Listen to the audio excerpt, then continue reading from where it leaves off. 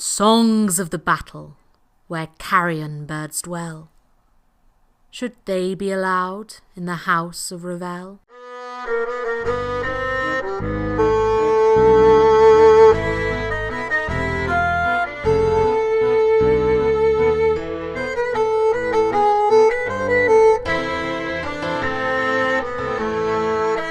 Hello and welcome back to House of Revels, the Theatre Through the Ages podcast. I'm Mingma. And I'm Livia. And we are theatre practitioners taking you on a journey through the history of theatre in Britain. From naught to now. Each episode we discuss a different theatre style, its context, origin and form, and then we score said theatre style in 4 different categories. Finally, we decide whether this style deserves to join the illustrious House of Revels, the great and noble hall where only the best of British theatre resides. This is episode 6, and we are discussing Songs of Praise, Norman Conquest. Ooh! Okay, this is our first punly titled episode. Clickbaiting for all of those Radio 4 listeners. Yeah. Is it Radio 4? I don't know. It's something. All right. So last episode we brought ourselves up to the Battle of Hastings. We're back into history from whence most people vaguely think history started. Yeah. I think is basically. the basic. I mean, everyone knows. Is it Hastings, the insurance company, when they're like 0800 00 1066? 1066. Yeah, that one. So we're there. We're right back at 1066. 1066. So the context. So this is where we discuss the current day events. As this form developed, what else was going on in history? What economic, social, political movements might affect performance? I feel like there's going to be quite a lot of context. So give it to me briefly, Mingma. Brief context. Brief. Let's not make this half of our recording session as it has happened before. An elevator pitch of the Battle of Hastings. Go. So, Emma of Normandy had a son who she ignored for ages and ages, and then eventually he became, he lived in France until he was 40, eventually came back, took the British throne. There's a lot of theories that he's either gay or afraid of sex, and so never has a child, never consummates his marriage, and so there is, concession crisis. At this time, there is an incredibly powerful family called the Godwinsons, who are top earls of the kingdom. They're basically the right-hand men, kingmakers, if you will. Okay. And also there is Duke William of Normandy, who Edward the Confessor knew before he came back to England to take the throne. Also, fun fact about Edward the Confessor, he was the one who founded Westminster Abbey. Oh, that is a fun fact. That's quite nice. Yeah. Basically what happened was that there was a particular moment when Harold Godwinson was the presumed heir for a long time for the king, which is, Harold Godwinson was the son of the main earl, and he was clearly favoured by Edward the Confessor, all this kind of stuff. And then at one point he was captured by William in Normandy, and Duke William extracts a promise on the Bible from Harold that he will support William's claim to the throne to such a time as he would. He might go for the throne. This is also while Edward is still alive. And it's a whole thing about the Normans then justified saying, well, he's an oath breaker because in the end, Harold does take the throne and becomes Harold II. And it's a whole thing of, was he an oath breaker or did you force it out of him under duress? And therefore, how much of an oath do you actually... Yeah, it's not really true if you have to force it out of someone. Yeah. Exactly. Okay, so we've got Edward the Confessor, Virgin King. We've got Harold, later Harold II. He's been captured by William of Normandy, made to swear on an oath, on a Bible. Then what happens? Then Edward the Confessor dies and Harold is crowned king, Harold II. And everyone seems pretty happy in England. Of course, William is furious and starts building ships to come and invade England. Probably should be mentioned that William, bloody hell, he had an awful childhood, including his guardians being murdered quite literally in his bed when they're trying to protect him from being murdered by his father's enemies. Oh my gosh. Messed up childhood, go somewhere else to find out more, but yes. Oh, okay. I think Freud would have some fun with this one. Yeah, that does sound like he's got some issues. William the Conqueror is gathering on the shores of Normandy with his boats, and in medieval times there was very much a campaigning season.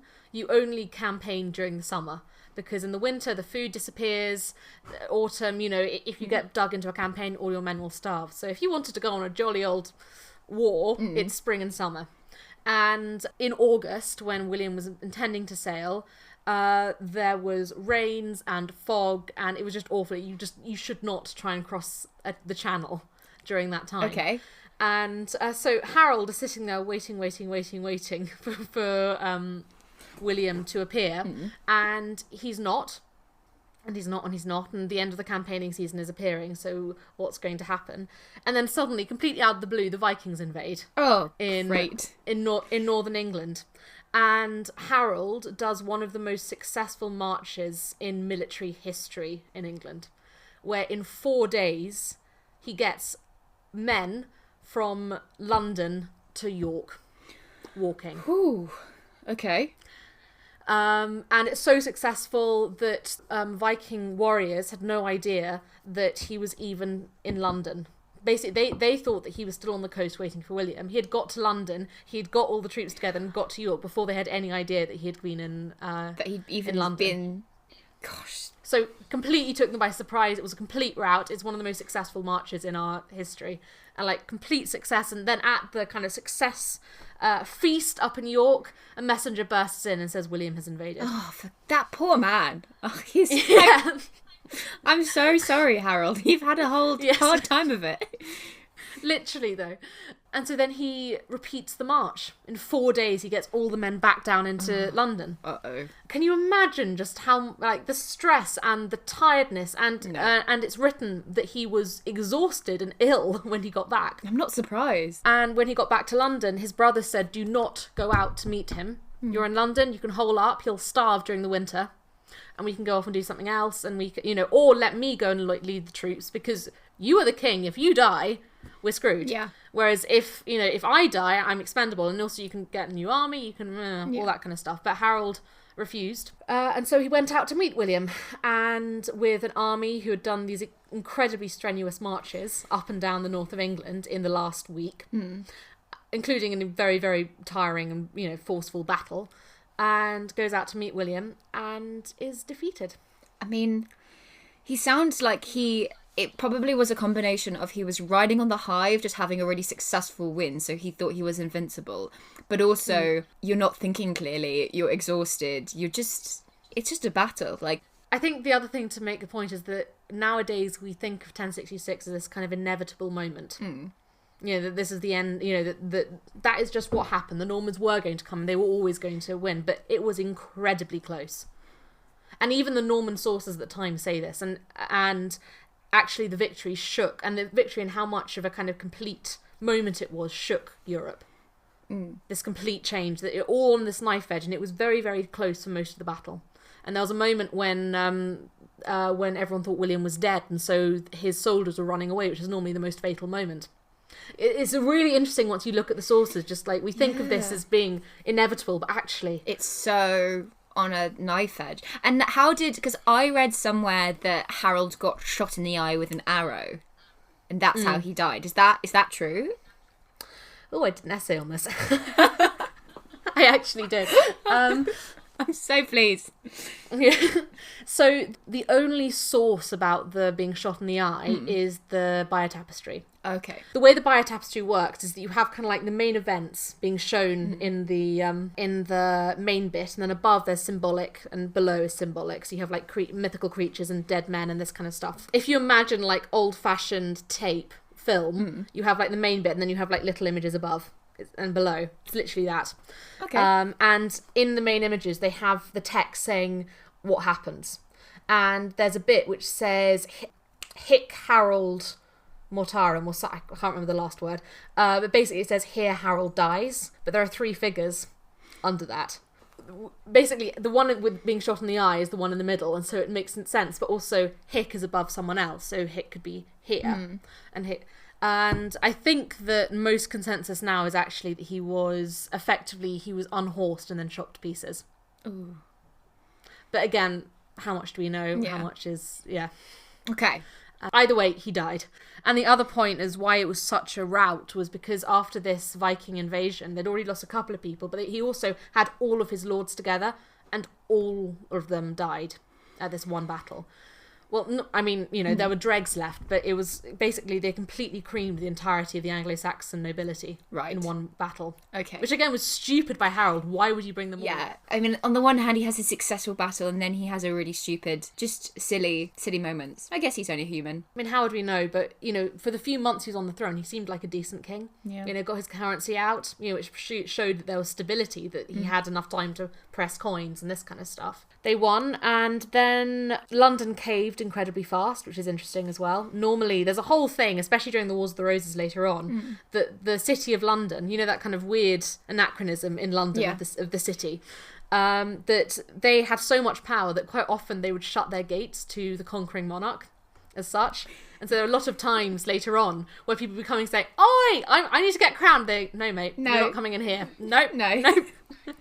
But William came to London and the gates were open. So the elders of the city allowed him through, which is really interesting because if they had shut the gates, he would have been forced to stay outside in winter, and perhaps the nobles would have succeeded in getting another army together and defeating. Perhaps who would have been anyway. But he was crowned in Westminster Abbey in 1066 Christmas Day. Oh, nice and festive. To give the final this is not brief at all, but to give the final part of all of this this really was a tyrannical rule. This was an invasion and it was a suppression. Unlike when Vikings came in, and Vikings were, though very aggressive when they first arrived, they wanted to amalgamate in a certain way, whereas this was absolutely an imposition of a different culture on a different people. This is colonialism. Invading a different territory and absolutely kind of dominating into an empire of some sort. English was replaced by Latin and Norman French as the language of court and the language of church and the language of court as in legal and court as in royal. Yeah. Out goes Anglo-Saxon slavery. Yay. But in comes the feudal system, which, to be honest, is worse. Okay. Explain to me the feudal system. The feudal system is basically a triangle. I don't know why I'm doing it anyway. I'm doing an image of a triangle, and that isn't going to help anyone apart from Liv in front of me. But we also all know what a triangle is, so you don't have to demonstrate it. Don't worry, Mingma. Not exactly. It's just like, why? Why am I even? Right. So at the top of the triangle is the king. It's the king, the dukes, the earls, the something, the baronets, the knights. There's kind of like a ranking of lordship and this kind of stuff. That comes from the Normans. Okay. And in that, like, the church kind of has a similar thing, which is on the side, so priests, vicars, and then, like, the bishop is the same level as an earl and all this kind of stuff. And basically, you make this triangle, and then down at the very bottom are the serfs in Russian, but I can't remember what the word is.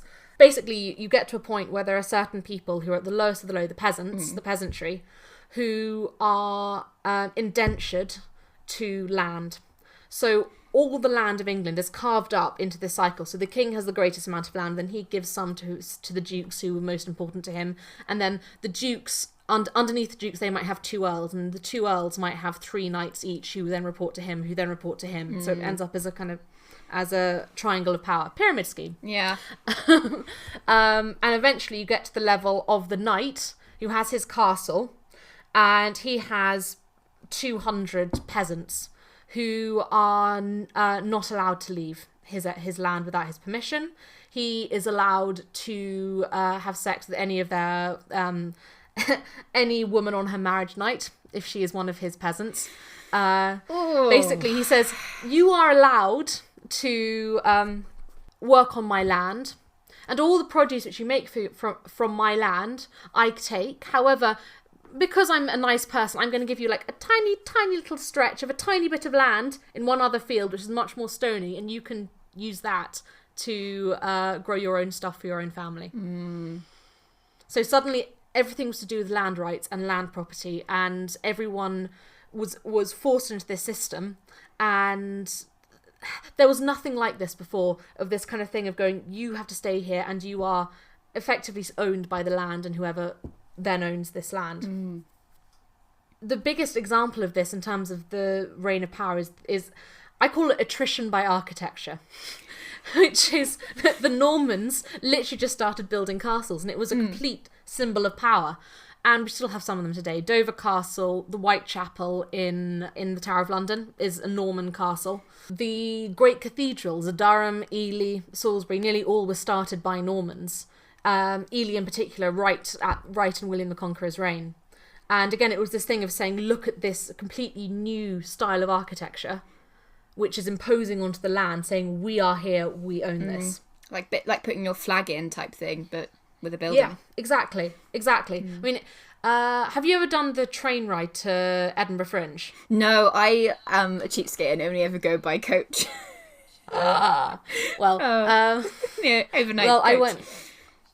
Well, if anyone has been to Edinburgh, there's a moment when you go through Durham and you come out of the station and then suddenly you're hit by Durham Cathedral. And it's such a kind of amazing moment, but it gives you this idea of just the amount of propaganda they were using in building these stone castles. Also, stone had not been a thing, really, before now. There were still pools, if we're going back to that. Still pools. So this is... Pools. So all the stone comes in. Okay. I can see that. Final bits, quickly. He came in, he never really wanted to spend much time in England. In general, he tried to stay in Normandy as much as possible because that was his home, but, got as many taxes as he wanted. The Doomsday Book was a tax book. It was him saying, I want to quantify how much everyone has in this land so I know how much tax I can take from it. Right. This was the level of new kind of control. He also, when the North resisted, he harried the North, the harrying of the North, which is quite a famous episode, which was when he came, he burnt, he pillaged, and he salted the earth. Which means he literally scattered salt. So nothing could all grow. over the earth. Yeah.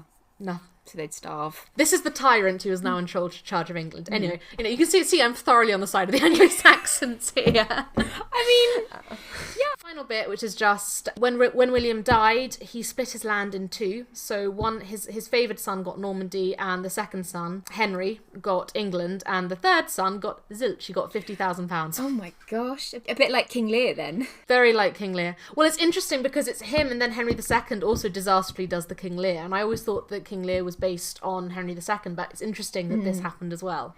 But the final bit, which is just kind of like my own little vengeance on him, so that's why I need to say it. When he died, people didn't take care of his body and preservation and this kind of stuff, so in the middle of his funeral, his stomach burst. Oh my god. He just exploded during death. Yeah, so the smell was so bad. They literally just had to kind of shovel him into anything just to get it out. So very undignified death for William the Conqueror. That's so, I mean, karma comes round, but that's like your body exploding. Okay, so we have the Battle of Hastings, William the Conqueror coming over, defeating Harold II. After Harold's had a very successful battle with the Vikings, then we've got William coming over from Normandy, spreading Norman French, making Norman French and Latin the kind of language of the court. He implements the feudal system, and basically peasants are attached to land so they can't move. He builds loads of castles everywhere. He brings in stone, which was a new thing, which I didn't really realise that was... in my head we were already using stone, but I guess that makes sense. I mean, so there are some buildings which definitely were used and were stone made. Stone, yeah. At this time, but this particular very Gothic, basically, architecture was entirely new. The new way of doing it and the new kind of, Okay. So he builds all these castles and then he dies, he explodes, he gives... he splits his land in two and gives one part to two of his sons and then leaves his third son nothing. Okay.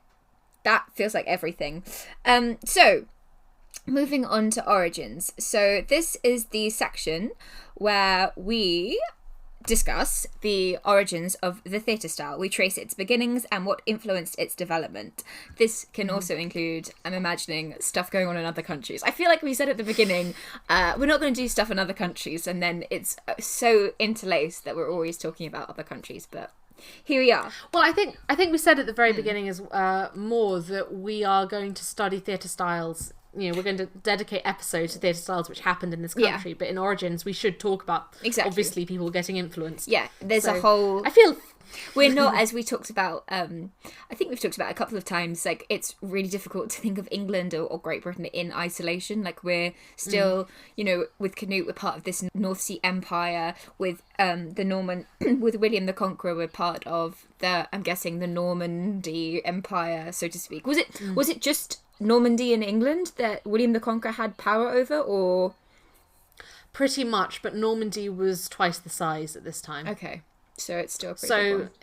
So it's enormous. We need to remember, it's interesting that really for us, one of the things William gave is effectively the island was united.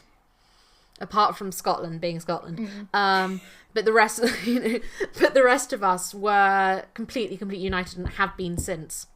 And so we need to remember that when we talk about other countries, for example, France was half the size of what it was now. Italy didn't exist until the 1870s. So, in terms of our current understanding of what a country is. Yeah. So when we use these terms, they won't necessarily, the borders will not be the same as they are now. Yeah. So, exactly. Anyway, I got on a tangent then. Yeah. Origins. So, how did the Songs of Praise theatre style originate? Praise song. It is literally called praise song. Okay. We're not entirely being It's not a complete joke. It is a pun. No. So this is a particular style which is telling events. Okay. To begin with, goodbye, Mimi and Gleeman from the Anglo-Saxons. The Gleeman were effectively the old Saxon scalds. We spoke again about how everything got interlinked and different and all the rest of it. Gleeman are effectively scalds, which they sit at court and they are the fools. Yeah. They're the ones who kind of tell the stories and this stuff. Their position is very much taken by Norman minstrels who are called jongleurs and this kind of stuff. There are a lot of different names for minstrels at this time. I think I'm going to use jongleur mostly here, just so we have some differentiation, because I'm going to use troubadour for a later on episode. Okay, okay, save it up. Jongleurs. The Mimi, who are the mimes, who've been around God knows how long now, 1,000 years or so, they're doing well. They were less totally related to the court already. They were already much more the middle class and the lower classes forms of entertainment. So they probably weren't as affected and impacted as the Gleemen were, at least in the initial stages. And can we just have imagine the wonderful little happy ever after world where these two groups join together to make a whole new thing we know nothing about. To make a little rap company, and they're like, well, we've got loads of knowledge about this area and you've got knowledge of roads. I'd like to imagine that, but I imagine it was probably a dog world, to be honest, Mingma, in this Norman life, so... Why can't everyone be happy? Because of William the Conqueror! I feel like I'm such a bad rap. He wasn't all... Well, no, he was pretty bad. Anyway. Yeah, so in terms of their legacy as well, just to give a kind of final goodbye to them. Well, not really. They pop up about 300 years later, but... we have, in their kind of dying breaths, the poems of Hereward the Wake and the mutations of the Arthurian legend. Though Arthur in particular gets swallowed and adopted by the Normans into their kind of myth and French kind of poetry and this stuff. But Hereward the Wake is a story about a character around Ely who fought against William and lived in the marshes and was this great kind of heroic figure who then was heroically defeated. You know, that kind of glorious thing of the hero but you still sing the song. And I think the fact we still have evidence of these poems and this kind of stuff after the Normans invaded, this was about about rebellions afterwards, is testament to how popular those kind of stories were. Goodbye them. Bye-bye. Really not much influence, if anyone was wondering, on what's going on. So, first off is Frankish poems. So in the proem... With an R? With an actual R. Okay. Oh god, this is going to sound so nerdy, but I only discovered this word properly 2 nights ago when I was reading Paradise Lost. I know. It's so awful. No, I had a moment when I was reading with a dramatic reading of Paradise Lost with a few people. Right. And I played Eve in the Fool. And I had to speak about so glozed the serpent in his proem. And there were 2 words in there. I was like, what is this? Serpent I'm with, yeah. Yeah. So proem... So proem means introduction to your main speech. Okay. So it's quite often well, Shakespeare, two households, both alike in dignity, in fair Verona, where we lay our scene. So yes, a proem. So in the proem of the Song of the Battle of Hastings, which is going to be our play as it is for this episode, there was written placeant cum carmina multis, which means that this piece was written since songs please the multitude. Okay, so it's written to please people. Yes, so what basically they're saying that that writing songs of events is very popular in Frankish, in Francia, in this area. So Frankish means French, but it's ancient French. There's a famous Frankish song called Cio dit la geste a Saint Ricia, which is a song celebrating the victory of Louis III over the Normans at Saucourt in 881. And it was known to be still very popular in mainland Europe, and popular even though it's now been translated into Latin, not the old Frankish it was originally written in. So clearly, remember that we're having this kind of massive imposition of European culture into England now, and this popularity of songs and of telling events and this kind of stuff is coming through. So hymns of battle were popular. Next origin is the Carolingian poets. Okay. They sound fancy. Yeah, very fancy. Carolingian basically means the Empire of Charlemagne, which was just before the Vikings started invading Europe properly. It's interesting, like every 200 years in European history at this point, there seems to be a renaissance of some sort. We're suddenly learning virgins and all the rest of it, and then dark days, then virgin dark days. Woo. Another theme tune for us. Oh, God. So, the poem of Earl Moldus on the deeds of Louis the Pious in two great wars in Spain and France contain a lot of parallels. Literally, it looks like complete copyright of some of the poems that come out now, where they're almost copying exactly the same words but changing it a bit. Okay. Like all of us pretending we haven't used Wiki in our essays. And also a character we're going to talk about more, called Taillefer, sings the Song of Roland in the Battle of Hastings. So clearly, again, songs and this kind of stuff is very popular, telling the songs of deeds, great deeds. This is relevant to tracing structure, but it seems that a lot of these poems are quite structurally similar to classical Roman, in particular, plays and this thing. And we do know that a lot of the monasteries of the Carolingian era, so we're still at this time, had works of Pliny, of Cicero, of Virgil, of Suetonius. And so if we're looking at structures and this kind of thing, quite often that's been translated into the Carolingian, which then translates into this style. Complete sidebar here, but it's a... do you think that nowadays playwrights really think about structure? I think so. I think we don't even realise... I think yes is the short answer. Because I think we think about structure in both ways, both following structure and also leaving structure behind. Like the whole 5-act structure, 3-act structure, it feeds our soul. I can't think of anything more substantial to say. It feeds our soul. No, but it's pleasing when you have that resolution. Like if you think about I can't remember what it is. It's like the 7 types of story of like there's like the hero. You know that there's like 7 types of story which every kind of story fits into.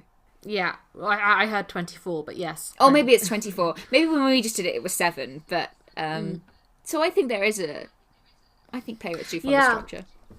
I think it's the main thing for me is that I don't think nowadays we really, really go to the minutiae detail that these people did in terms of structure, and also I think quite often it helped the teller, the speaker. But it's think about the Vikings we did so far, and like the mathematical precision of how structured it was, and then Dante's Inferno later on, the terra rimsa structure of exactly how the lines should interweave. And I mean, the kind of... I'd say that modern day structure, it's kind of quite loose in terms of like you vaguely follow these points to make a good story, but no, it's not like, when you play that game where you go around in a circle and it's like one day, every other day, since that day. It's not like that. It's not structure as in it has to be a certain form, I don't think. Yeah. So I would say we're not as structured as they were seemingly in the olden times. I think so. I don't know, it's interesting because I think his again sidebar, but whenever I write I do think that having a structure and having a constraint really helps create something good. Yeah. So it's an interesting kind of point about modern day versus this versus... Well, it's that thing of you get... it's not the truth will set you free, but you have freedom from structure. Like, if I said to you, write a play, you've got to write a play. You can do about anything you like, write it in any style. It's overwhelming. But if I said to you, write a play about two teenage boys trapped in an underground bunker, like, you would go, right, I know exactly what to do. Maybe not, but like the thing of, actually, that's so comforting. I think structure is security, and I mean, it goes back to the age-old question of the need for humans for freedom versus security. And I mean, I'm getting to pop psychology here, but that idea of we crave freedom, but actually we need security. Anyway, yes, Mingma. Yeah. Lockdowns. Lockdown. It's too much. It's too much. Anyway, okay. The final element is the Vikings. William and the Normans very much did come from good Viking stock. Normandy does mean land of Norsemen. And most argue that because a lot of these authors of this particular style are priests, they wouldn't have any heathen sources and all the rest of it. But the king, who probably at least was involved in the commissioning of this, literally comes from Viking stock. So I'm just going to put it out there. There's, at least culturally, there's going to be something there where they are, where there's a transfer. So we've got Frankish poetry, Carolingian poetry, we've got this idea of Renaissance, going back to old things, we've got classical, and we've got the idea of Northman Normandy. And the Northman Normandy. Northman Normandy and the Viking influence. Okay, so moving on to the main event then, Mingma Hughes. I'm so pumped. I am so pumped for a theatre style. I'm ready to get back to theatre. Let's sing a song. Well, after far too much history. It's not too much history. I'm just like, give me a stage. Give me a song. Give me a stage. Give me a spotlight. So okay. Right, so It is praise poetry, I think is probably the best way of describing this style. It's a combination, I would say, really, of kind of Viking skaldic poetry and this classical style of telling great events. Think Aeneid, think Odyssey, think this kind of stuff. There are often long passages of rhetoric in it. So basically what happens is that it tells an event, and it's told in a way that they hope that the general minstrels will pick up and sing in pubs, people will hear it, they'll think it's catchy, so the story will live. Again, think about this idea of living history, the fact that history doesn't matter. You want things to be popular, yeah. Exactly. Also, I probably should put like a tiny asterisk in here saying that we call it praise poetry or praise poets, but again, the idea of a theatre style just doesn't exist now. No. This is me conglomerating about 100 years of people doing stuff into one boy. Though they're trying to tell historical events, there are quite often long passages of rhetoric, which really seem to prove I'm a really cool author and I can write cool imagery. There's kind of so there's clearly something going on here that they're enjoying writing it in a Emoldus Nigellus was an exponent of the style recently nicknamed l'école pittoresque, which I think literally the school of the picturesque, I suppose. And more authors in a similar kind of style include Adalbero, the Bishop of Leon, and Fulco of Beauvais, who wrote the Epistula. Okay. Which sounds quite wrong. So again, it's mostly religious people writing this. And I think there's also the interesting point that I wonder how much of this was for the first time written down and then taught to people rather than people composing them and then them being written down for their popularity. I think there's a changeover here going on of like very, very clear, I am an author, I've written this, and you all now distribute. Yes. So that's a difference again from Beowulf. Yeah. And from these in general, this style is written in Latin. Yay. So it isn't Roman Latin, it is a weird medieval variant. Why are there so many languages? Yeah, don't ask me what the difference is, but there is a difference. Okay. Ask the experts. So the final little fun point is that this is a theatre style, undoubtedly. It is quite often, they're nearly all called songs, Carmen. So normally called their Song of Roland or the Song of the Battle of Hastings or the Song of this or the Song of that. And there are stage directions in the songs because, of course, this is poetry and we've lost the music which went with them. Someone has done a great study on medieval song manuscripts. And so whenever we do look at medieval song manuscripts in our spare time, we should notice when we're doing this as our great hobby that a semicolon is often used as a stage direction to lower your voice. Oh. So you're in the middle of singing, and if you see it, then you know it's like a dynamic to change it and this kind of stuff. And there's a lot in the text, kind of like Shakespeare did, which is stage directions. That's cool. That's going to be useful for you as well when you want to quickly do some annotating on your singing. You're like, semicolon, it's actually a medieval reference. I'm going to put it in. First day of rehearsals. Okay, to sum up then, we have this idea of the change from writing something down because it's become popular to actually taking ownership of your authorship and writing something, and not just kind of describing the events, as we say, these are kind of event songs and event poems, but also putting in the kind of nice glory details of, you know, a nice description, I don't know, of a lake that was near the battle or something. It's the improviser who just doesn't, who just can't stay in the background and just let events happen. They're like, and then this happened. To bring me to the spotlight, because I am talented. Oh my God. Oh, that's what it is. It's a tag. It's a really aggressive tag. Like a series of repeated tags into a scene going, and this Bill's here. And everyone's like, Phil, we don't need you in this scene. Anyway, yes. The idea of taking ownership of authorship. That's a really weird phrase. I don't know why I keep using it. But authorship kind of...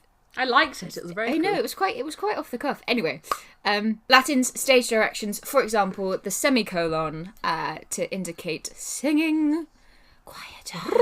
Singing quieter. Okay, moving on then to our example play.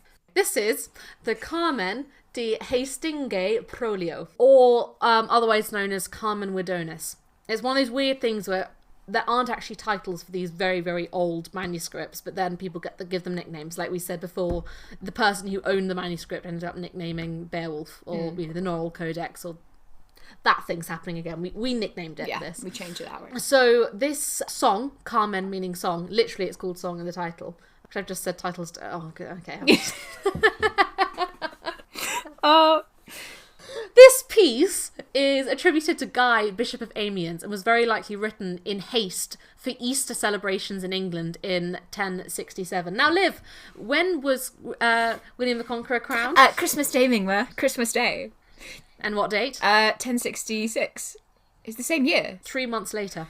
This is written. Gosh. You know, it's funny because for a split second there, when you said in haste, I was like, she either means...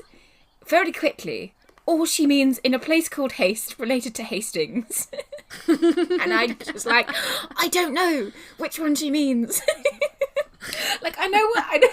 I was like, no, there can't be a place called Haste near Hastings. Yeah. But it could be.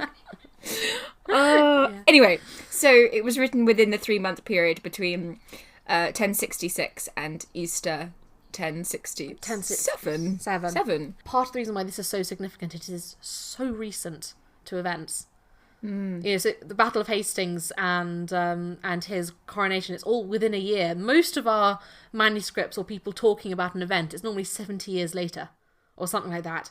And this is within months by someone who actually saw the event. It's quite extraordinary. There's also evidence of revisions in it. So, like, different versions, mistakes. Some of the rhyming doesn't work. Or clearly it was sloppy. And that was, again, clearly, we need a celebration piece for the Easter of our new king. Shit. I'd say that this is probably the most accurate we have, just because it was an eyewitness. You will know this is a victory thing, and almost certainly it was commissioned by a Norman in order to spread the word of our great new king. But with that in mind, this is going to be the most accurate because it was the most close to the events itself. Okay. Of the sources we still have. Yeah, so this is the earliest record of the Battle of Hastings. And what's interesting, though, is that it's rarely looked at as a piece of literature because there are so few sources on the Battle of Hastings. It is always kind of commandeered by the historians going, mine, it is accurate because I need sources. Yeah. And it isn't looked at as this is poetry, this is fiction, this is a performance. This was intended, with music, to be played in pubs. And interestingly, actually, Guy of Amiens, or whoever wrote it, but most people think it's Guy of Amiens, his spelling of English places and names was surprisingly good, because quite often the Europeans had trouble. And so there's, interestingly, whoever wrote this knew enough about England to know basically how to spell most things. So I mean, he'd only presumably been here for like 3 months. trade. They might have been here for long. I mean, I don't actually know Guy Vamians' history that much. And again, he might have been talking to people, but it is an interesting point. Okay, so it's the song of the Battle of Hastings. It was written in 3 months in haste for the Easter Mass. That's basically it. So moving on to scoring then.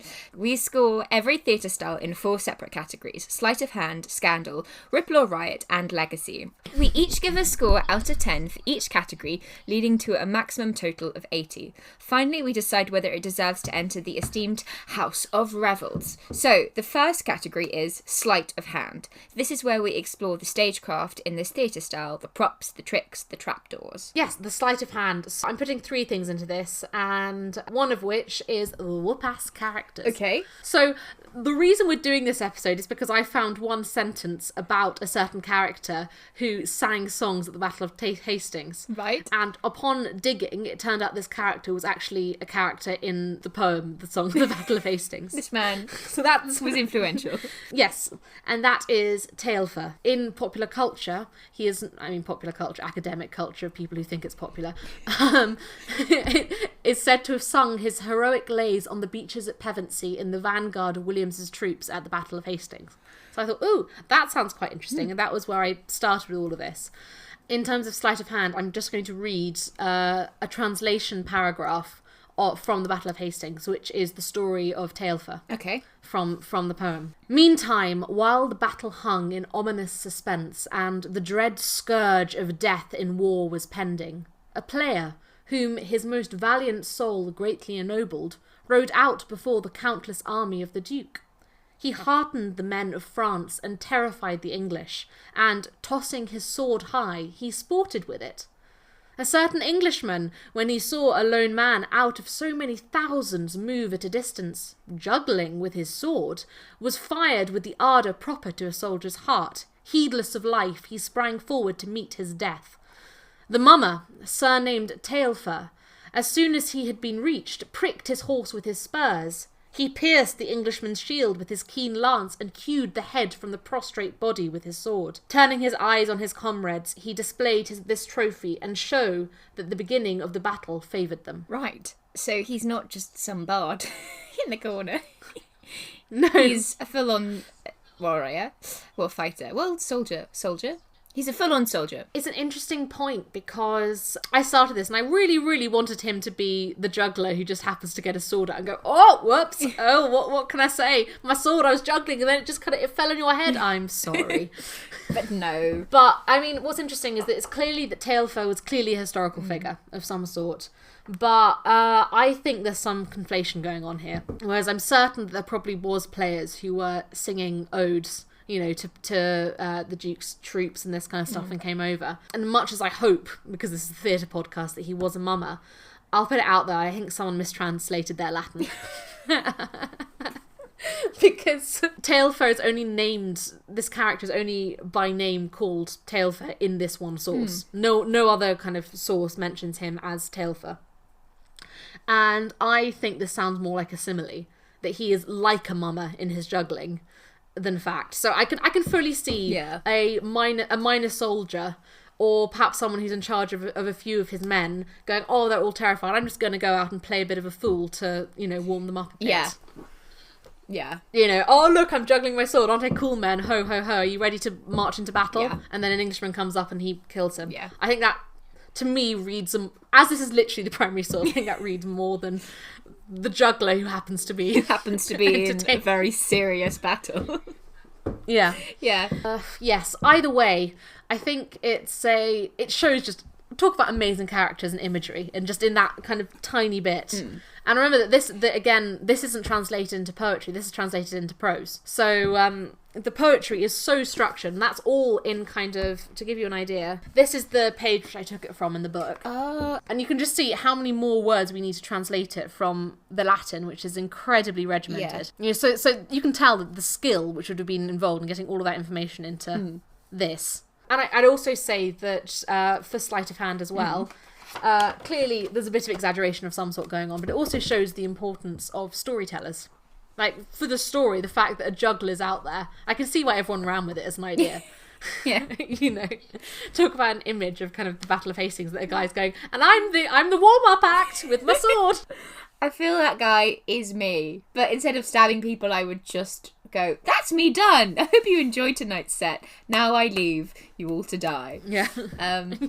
Yeah, that being said, also there's again, this isn't really theatre, but it's also, I quite like it, which is that Wace, who's a Norman poet who was writing about 50 years after the Battle of Hastings and brought in this story. I think he's one of the first people who then says, oh, Taillefer definitely was there and was doing X, Y, and Z as a mummer. And in his poem, which is called Roman de Roure, he says, I'm going to read the French first and then the English translation, because why the hell not? Do it! Just keep on embarrassing myself. Taillefer qui muy buen chantu, sur un cheval qui tos à lui, devant le duc alors chantant, de Carlemagne et de Roland, et d'Oliver et des vassals qui moriment en recevals. I think even with my butchered accent French, you can hear the rhyming. Yes, going on I there. can definitely hear the rhymes in that. Yeah. So the translation is Taillefer, who sang right well, upon a swift horse, sang before the Duke of Charlemagne and of Roland, and of Oliver and their vassals that died at Roncesvalles. Okay, so we can take two different things here from that. One is that clearly as a story this is great in theatre and it becomes part of a bigger legacy story later on of Taillefer. But also this style in general, the Song of Roland is part of this style. So either way there's a story of a mummer who's come with the Normans to England. Yeah. And he's so important he comes to recite poetry to them before battle. Yeah, so it's either, if they've got it wrong in the translation and he's just a man, there's also this other guy who's definitely there. So it's either going to be one guy or two guys. Let's be real. Yeah. But either way, both points are very good for sleight of hand. Yeah. In terms of great sleight of hand imagery of the juggling guy in front of the battle, and also great sleight of hand that these guys are so important for battle that they take them to war. Yeah. To keep everyone's spirits up. No, I'm with you. Okay. Is that the whole? We've got one more, which is, again, this is Carmen song. So music would have been so important. And I think, though this is Latin for us nowadays, but these were literally designed to be belted in pubs. They're drinking songs. They probably would have been there with the choruses so everyone can get in and involved. And that was the way that people told history. And, it was designed to be a conveyance of news and get the victor's narrative out there. I mean, so we've got music, we've got these 1/2 guys, this idea of maybe juggling, this idea of definitely singing. I mean, what are you thinking scoring-wise for... Oh, actually, that's a point you've just said as well. Sleight of hand, juggling. They mentioned the mama juggles. That's true. That is true. So they clearly were doing they were doing something. Singing along and doing juggling. Maybe doing some juggling. So the theatre style itself is this idea of the song of the event, right? That's what it is. Other than music, did they use, while they were performing, we don't know if they used any, I don't know, lighters in the crowd? The way I imagine it is, have you read Name of the Wind? No. Well, firstly. But one of his characters wonderfully sets up the scene of what the minstrel on the road would have been like, the mama, the jongleur, which is you'd have a lute or some kind of stringed instrument, just like we use the guitar now, and this guy would come with his song to a pub, would set up and basically busk the song, all the rest of it. But you could see if it was a husband and wife doing this song. Yeah. And remember, this song was written and then basically said, okay, you learn it, now you go out and sing it. Yeah. You teach it to different people. If it's a husband and wife tree, you can see the wife with, tambourine or dancing to it. If it's with your child, he might be juggling, depending on your act. That's true. So, again, I think we need to think about this as a whole picture rather than just this one song. So what are you going to give it for score then? I'm quite tempted to go higher because it's more than we have had for a while. Yeah. I think. For the juggling, I'll give it a 5. I thought when you said higher, I was like, she's going to give it a 9. No, I mean, we haven't had a God of Machine this time. No. When we get a God of Machine, we can. I've got to admit, I'm saving 10 for restoration comedy because bloody hell, what are they doing with their sets? I think I'm going to give it I like the juggling, don't get me wrong. Juggling with swords. Juggling with swords is, because I was going to say juggling is a little bit basic. I think most people can juggle within about 10 minutes. Oh, I can't. Dyspraxic over here, absolutely. I tried for 3 hours and had no chance. It wasn't one of your lockdown hobbies that you tried to do? Did you use scarves? Did you use the scarves, though? No. Okay, so they say you've got to start with scarves. So you've got to, like, throw scarves because they're slower. And you've got more time to catch them, so... Oh, nice, okay. Yeah. Perhaps I'll go back to it. Perhaps you'll see me in the next... You've got 3 months. post mastering, yeah. Do it. Okay, I think I'm going to give it... I'm going to give it a 4. So I'm going to be harsh. Okay, so moving on to Scandal, which is our second category. Was there any juicy gossip surrounding this style, whether on stage or off? So what's happening? Is it all war? Message. Yeah, I think there's a bit of war message. I think, again, it's really tough on this because I think both for Scandal and Ripple or Riot, in this very early stage, basically it's comply or death. So there's not going to be much kind of saucy whatever because most theatre styles and this kind of stuff is going to be pretty establishment. Yeah, you know? Like the idea of Roman theatre, it's like, well, you can't rebel, otherwise we'll just put you in a gladiator ring. Yeah. I think it's also, I think we do need to remember, I was thinking about this yesterday, that nowadays we have such a privilege of the fact that we can be non-compliant and yet still live. Yeah. Not just in terms of authoritarian government, but also just you were very happy for your government and for your king because otherwise you would be starving. Or, theatre always thrives when time is good. So in, like, famine and the Black Death and this kind of stuff, theatre just, no one got time for that. No one. Yes, I think it's a tough one at the moment. So I got 2 things for that. Well, firstly, history, victors, raw. I suppose there's a bit of scandal in that. Second one is that most of these poems, this praise poetry, is written by priests. And depending on how holier than thou they are, I bet there's a bit of sex going on in the poetry, which they couldn't, do in person. Mingma, I was not expecting you to go there. Actually, no, to be fair, I think they probably did have wives, but godly men, I bet there's going to be a few kind of cheeky looks in the poetry. The final one, which is just particularly for the Song of the Battle of Hastings, is that it's possible, and again, we don't necessarily know, that it was commissioned by Matilda, who was William the Conqueror's wife. And woman commissioning, ooh, scandal. Mind you, there's a lot which I like about Matilda. Firstly, William was entirely faithful to her. No bastard children, which is basically unheard of for Norman kings, which I think is quite cool. Also, she was mostly regent in England. So because he wanted to be in Normandy, yeah. It sounds like there are a lot of I'm not surprised because women are powerful, but you've got Emma of Normandy, you've got Matilda of Normandy. Yes, who would you most trust with giving extra and this kind of stuff? I think that particularly this time, marriages were partnerships in more ways than just, I'm going to marry you off so our kingdoms paternally will be aligned. But it's also in terms of, I need a partner in crime because I need someone else to help. Who's going to fall when I fall, yeah. And also who, when I die, because nearly always the men died before their wives, who will preserve my kingdom to make sure my son takes over. That's true. So, like, the queen regents are pretty powerful at this time. We always think of, sexism, all the rest of it. Not on your life around now, I don't think. No. Not in the way you imagine. Okay, so there's priests possibly writing sexy things in poems. Possibly. And there's, did a woman commission a thing for her husband? So you've got 2 hypothetical questions there. Yeah, all right.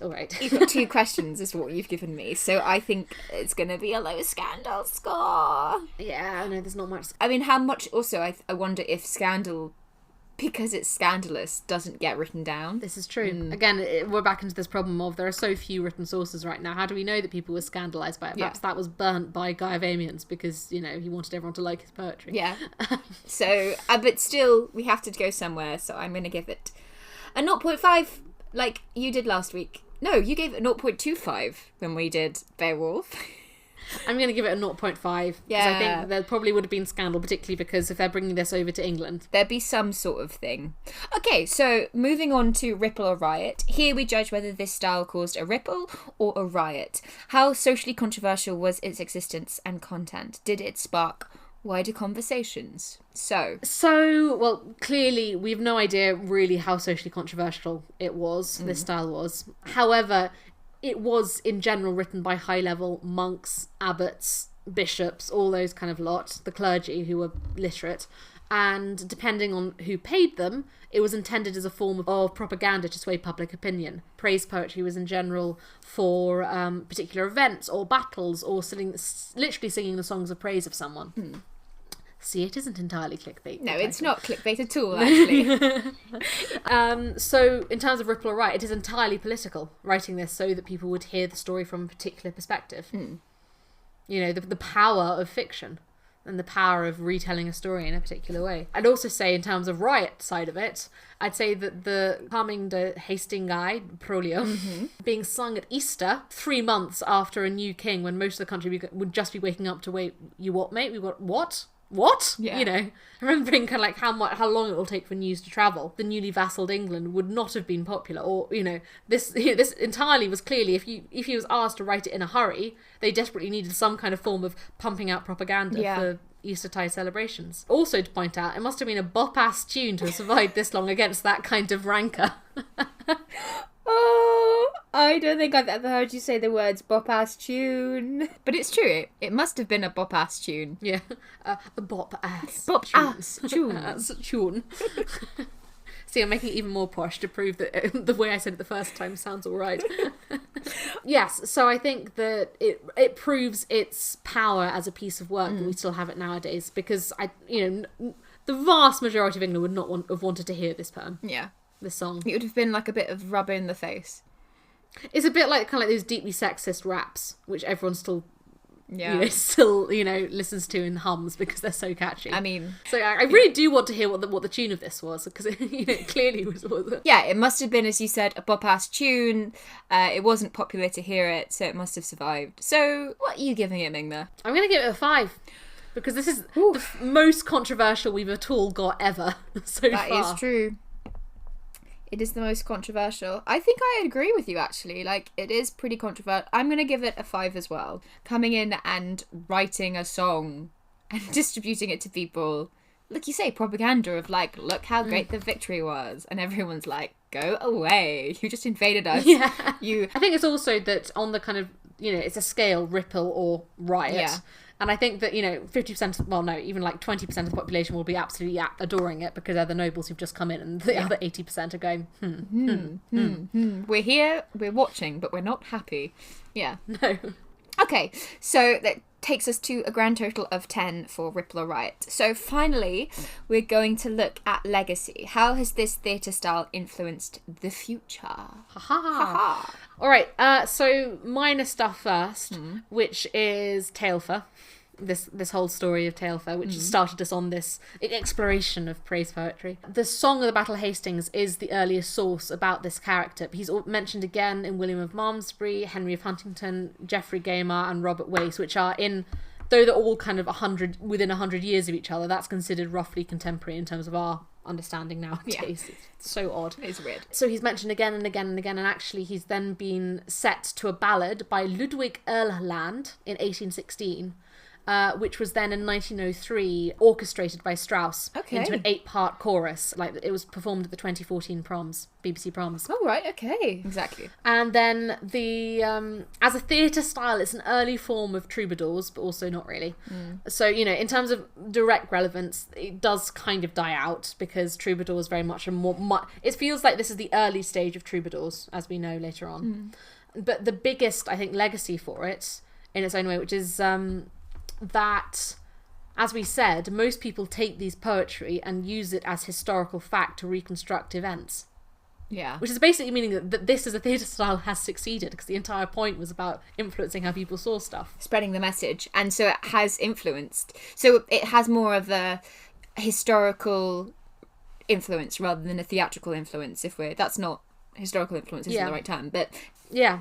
Well, I think, the really interesting point is that I studied Normans at Bristol. I used this source in my essays studying the Normans as a history student, and I still did not think about the fact that this is Carmen's song until I started looking at this and found out about Taillefer. Yeah. that is how much it is ingrained as history, even though fact was...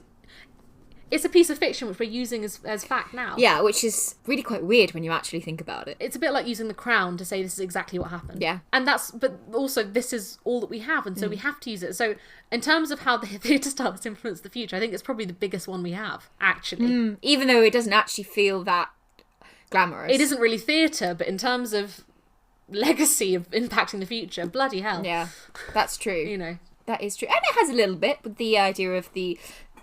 Strauss and the 2014 proms. So, what do you think you're going to give it as a score? Because if it's the biggest one... I think it has to be 9. Shakespeare's 10, but actually... I mean, I wasn't going to before I started talking, but I convinced myself. I mean, I gave up history when I was, 13? So I have the benefit of not having the world of history. And I've never heard of it. So but then in terms of... But you've heard about the Battle of Hastings. But I've heard about the Battle of Hastings, and we hear about the Battle of Hastings through this. So, I'm kind of going back on my point. Okay, I'm going to join you with a 9. I'm just going to copy Mingma from now on. This is what this is. That's why I ask you first. I get your score, and I'm like, I'm going to ask Mingma and get my own score. So, we are up to a total of 38. Ooh, interesting. Yeah. That isn't as much as I thought it was going to be. No, because for Beowulf it was 39.5. Yeah. But I think... They beat the Normans! Sorry, I'm still on Team Anglo-Saxon. Maybe it was 1,000 years ago. Yeah, grow up. I think it's the Ripple or Riot that let it down, to be honest. Okay, I feel like you are going to have some bias here about whether it deserves a place in the House of Revels. I think no, because we gave them a hell of a big score for legacy outside of theatre, and this is a theatre podcast, and the House of Revels is about the best of theatre. Yeah. And in that category, no, it's the sad person who's politically important but totally unpopular. Oh, that's so sad. He's tried to place at the Oscars but never gets invited to the after party. Oh, poor old Fireslide. He's been alone in the House of Revels for 2,000 years. Not for much longer though, I feel. I feel like we've got some exciting stuff coming up. That's it. We've just covered Songs of Praise, the Norman Conquest. Perhaps not all of it, but as much as we can. If you enjoyed this episode, you can rate and review us and press subscribe to stay up to date on all the latest episodes. Have you got a nugget about Songs of Praise that you'd like to share? We'd love to hear from you. You can get in touch via social media. On Twitter and YouTube, we are at House of Revels. And on Instagram, we are House of Revels with underscores. So house_of_revels. Or be old school and drop us an email at houseofrevelspodcast@gmail.com. Thank you very much for listening, and we will see you next time on House of Revels.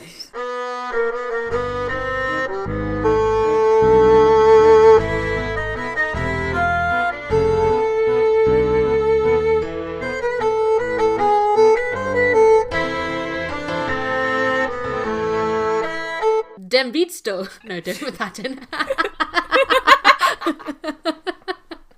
Oh, Mingma. You know I will. You know it will be in there.